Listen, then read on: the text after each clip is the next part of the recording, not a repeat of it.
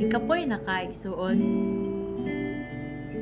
Bugat ang imuhang dughan karon tungod sa imuhang mga ginauna-una nga problema dira. Sakit na ba kayo gyud ang imuhang dughan tungod sa imong mga ginagihan karon? Hands up na ba ka sa mga kalisdanan nga imong ginagian karon? Mo niyantak na igsuon nga ang Ginoo makikistorya sa imuha. Pinagi sa Matthew chapter 11 verse 28-30. Atong paminawon sa ginaingon sa Ginoo sa imuha karon. Siya nagaingon, duol kamo kanako, kamong tanan nagikapuyan, o gibugatan sa inyong gipas-an, o papahulayon ko kamo. Isangon ng akong yugo, sundan ninyo ako, kay malumo ako, o mapabasanon sa espiritu, o makapahulay kamo.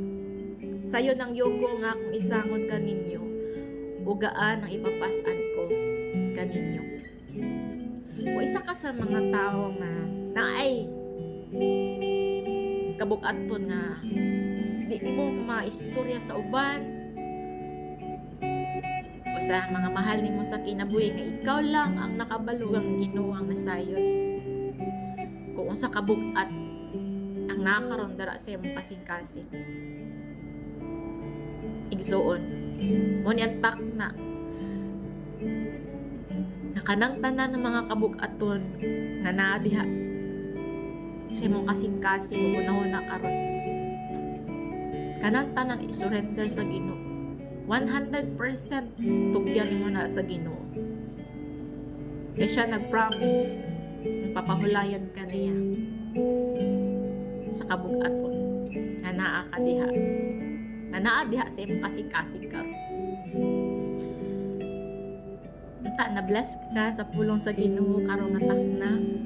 Ako nagahandom akon sa man ang mga kabugaton nga nakakaron, kana 100% masurrender nimo kay Jesus Christ. Kay tinuod ako isurrender nimo na tanan sa iya ha, makapahulay ka. Di na to kaya kung kita lang, patay mahimo kung kita lang. Kinanglan na to si Jesus Christ. Maong dangop dito sa iya ha, dangop tang tanan sa iya ha, kay diha sa iyang presensya natay kapahulayan. Amen.